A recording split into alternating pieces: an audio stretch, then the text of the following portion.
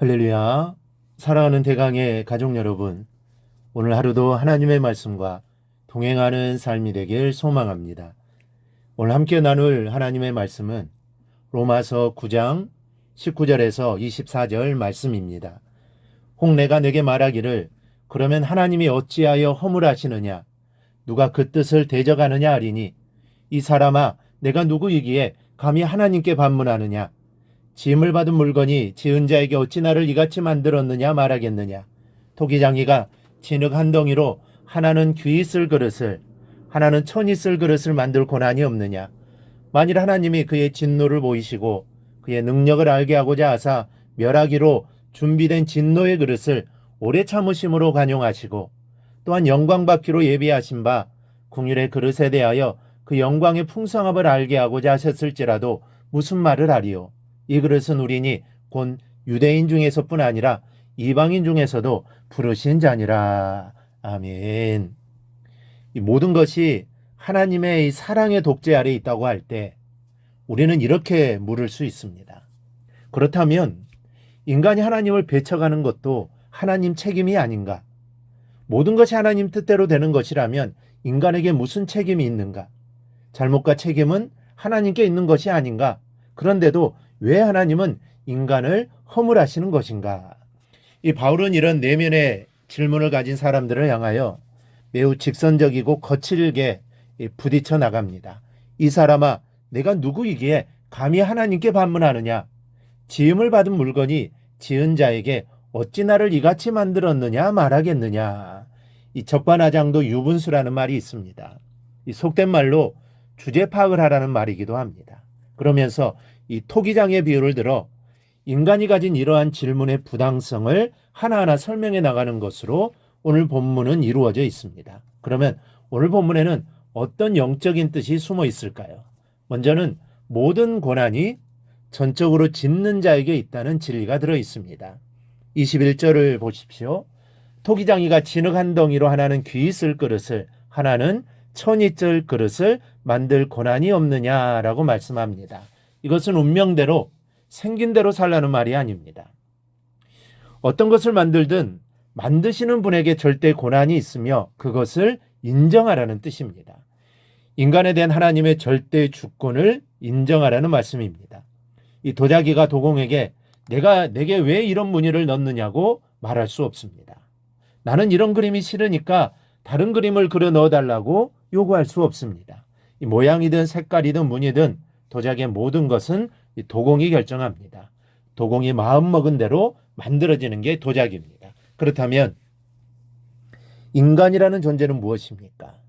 전적으로 도공이 고난을 갖고 만드는 도자기처럼 인간은 하나님의 꼭두가시입니까? 결론을 말씀드리면 그렇다라고 할 수 있습니다. 하나님이 인생을 전적으로 주관하십니다. 우리의 인생은 하나님이 계획하시고 만들어 가시는 대로 이루어집니다. 그러나 이것은 오히려 인간의 행복입니다.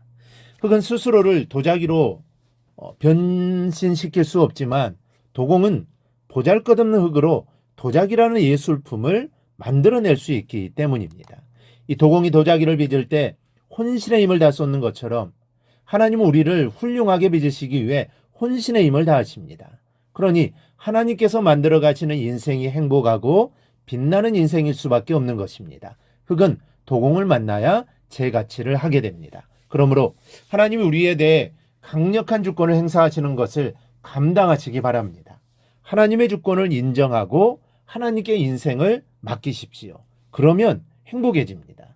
그런데 반대로 하나님의 주권을 인정하지 않고 내 마음대로 살아간다면 처음에는 그 인생이 즐거울 것입니다. 행복하다고 느낄 것입니다. 그런데 아닙니다. 그 인생의 마지막은 멸망입니다. 그 대신 우리가 하나님 안에 있을 때, 하나님과 함께 할 때, 하나님께 나의 모든 것을 맡기고 하나님의 인도하심을 받을 때 우리의 인생이 행복한 인생이 되는 것입니다. 이 사실을 절대로 잊지 않기를 바랍니다. 둘째로 절대 순종의 원리를 말씀해 줍니다. 22절, 23절은 만일 하나님이 그의 진노를 보이시고 그의 능력을 알게 하시고 하자 멸하기로 준비된 진노의 그릇을 오래 참으심으로 관용하시고 또한 영광 받기로 예비하신 바 긍휼의 그릇에 대하여 그 영광의 풍성함을 알게 하고자 하셨을지라도 무슨 말을 하리요라고 말씀하고 있습니다. 하나님이 어떻게 하시든 아무 말 말고 순종하라는 것입니다. 하나님은 인간에게 순종을 원하십니다.